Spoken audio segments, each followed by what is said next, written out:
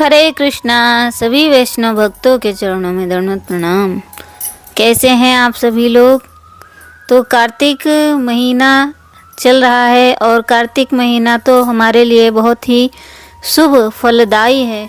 इसमें हम जो भी करेंगे, जो भी भक्ति करेंगे, उसका कई गुना हमें मिलने वाला है, क्योंकि कार्तिक माह में भक्ति की बम्पर सेल लगी हुई है। कार्तिक महीने में तो विशेषता है ही। कार्तिक महीने को ऊर्जा व्रत भी कहा जाता है। ऊर्जा किसका नाम है? श्रीमती राधा रानी का। तो ये महीना किसका है? श्रीमती राधा रानी का। तो कार्तिक महीने से जुड़ी हुई व्रत कथाएं और क्या क्या त्यौहार हैं, उनके बारे में हम बात करते हैं। तो सबसे पहले हम बात करेंगे कार्तिक महीने के कृष्ण पक्ष की रमा एकादशी के बारे में, जो दीपावली से ठीक पहले आती है। इस दिन भगवान विष्णु और माता लक्ष्मी की पूजा का विशेष महत्व है। तो हम जानेंगे कि रमा एकादशी के दिन हमें क्या खाना चाहिए और क्या नहीं खाना चाहिए। आइए जानते हैं। माना जाता है कि इस दिन व्रत रखने से सभी पापों का नाश होता है और सुख शांति की प्राप्ति होती है। रमा एकादशी को बहुत ही पुण्यदायी माना गया है और रमा एकादशी हर साल के कार्तिक महीने के कृष्ण पक्ष को पड़ती है। इस दिन भगवान विष्णु और माँ लक्ष्मी की पूजा का विधान है।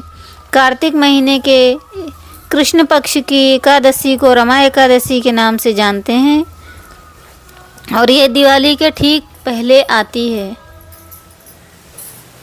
जिस वजह से इसका महत्व बढ़ जाता है। इस दिन भगवान के साथ माता लक्ष्मी की पूजा का विधान है।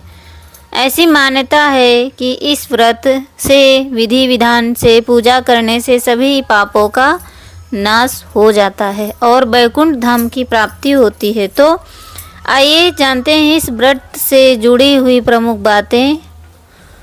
रमा एकादशी पर क्या खाएं? फल और मेवे। इस व्रत में सभी प्रकार के फल और सूखे मेवे का सेवन किया जा सकता है।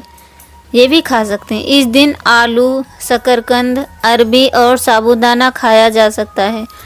कुट्टू और सिंघाड़े का आटा। इस तिथि पर सिंघाड़े का आटा, कुट्टू का आटा और राजगिरे का आटा से बनी पूड़ी या पराठा या पकौड़ी खा सकते हैं। वैसे मेरा मानना है कि व्रत के दिन हम कुछ ना ही खाएं, क्योंकि 30 दिन तक तो हम खाते ही रहते हैं खूब, लेकिन हम क्या एक दिन भगवान के लिए नहीं दे सकते हैं? वो भी अपने लिए ही सही रहता है, अपनी हेल्थ के लिए। तो चलिए आगे चलते हैं। डायरी की बनी हुई चीज़ें जैसे कि दूध, दही, छाछ, पनीर और घी का सेवन किया जा सकता है। वो भी शुद्ध होना चाहिए। नमक और मसाले। तो नमक और मसाले में क्या खाना चाहिए? इस दिन केवल सेंधा नमक और काली मिर्च, हरी मिर्च, अदरक, जीरा पाउडर और सात्विक मसाले का प्रयोग कर सकते हैं। रमा एकादशी पर क्या नहीं खाएं? तो हम जानेंगे कि रमा एकादशी पर क्या नहीं खाना चाहिए और किस चीज़ का पालन करना चाहिए। रमा एकादशी पर अनाज जैसे कि इस दिन चावल, गेहूँ, जौ, बाजरा, मक्का और सभी प्रकार की दालों का सेवन वर्जित है। तामसिक भोजन। इस दिन लहसुन, प्याज, मांस, मछली और मदिरा का सेवन नहीं करना चाहिए। साधारण नमक। व्रत के सामान्य नमक का प्रयोग नहीं करना चाहिए। जो जैसे घर में हम डेली रूटीन में नमक यूज करते हैं, वो नहीं खाना चाहिए व्रत वाले दिन। कुछ लोग होते हैं कहेंगे खा लेते हैं, तो नहीं खाना चाहिए। कुछ सब्जियां, कुछ मान्यताओं के अनुसार एकादशी के दिन जैसे क्या नहीं खाना चाहिए? गोभी, गाजर, पालक, बैंगन और सलगम जैसी सब्जियां भी नहीं खानी चाहिए। तो एकादशी के दिन जैसे कि हम गोभी नहीं खानी चाहिए, गाजर नहीं खानी चाहिए, पालक, बैंगन और सलगम की सब्जियां नहीं खानी चाहिए। रमा एकादशी के नियम। व्रत के दौरान ब्रह्मचर्य का पालन करें और मन व कर्म से सात्विक रहें। मन में किसी के प्रति बुरा विचार न लाएं। एकादशी के दिन तुलसी पत्ते नहीं तोड़ने चाहिए, क्योंकि इस दिन तुलसी भी उपवास करती हैं।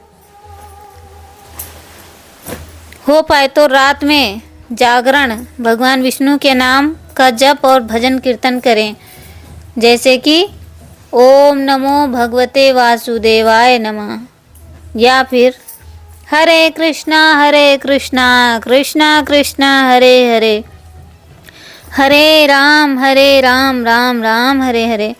तो इस महामंत्र का जाप करें, क्योंकि भगवान कलयुग में नाम के रूप में अवतरित हुए हैं। कलयुग में एक नाम आधार सुमिर सुमिर नर उतर नहीं पा रहा। तो कलयुग में हम और अगर पूजा पाठ नहीं कर सकते तो सिर्फ भगवान के नाम का जप करना चाहिए, क्योंकि उसी में शुद्धता है, और चीज़ों में तो शुद्धता है नहीं। इसलिए अगर आप 2 माला करते हैं तो 4 करें, 4 करते हैं तो 6 करें, 6 करते हैं तो फिर 16 करें, 16 करते हैं तो 32, और जो 32 करते हैं वो प्रयास करें कि 64 कर लें। पूजा के अंत में भगवान विष्णु के व्रत के दौरान हुई किसी भी भूल के लिए क्षमा याचना करें और भगवान से प्रार्थना करना चाहिए। एकादशी के दिन गीता भागवत का पाठ करना चाहिए, अधिक से अधिक भगवान के नाम का जप करना चाहिए, श्रवण करना चाहिए, प्रजल्पा नहीं करना चाहिए, किसी की निंदा स्तुति नहीं करनी चाहिए।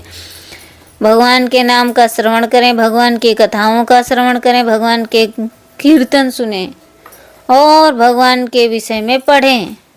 हरे कृष्णा।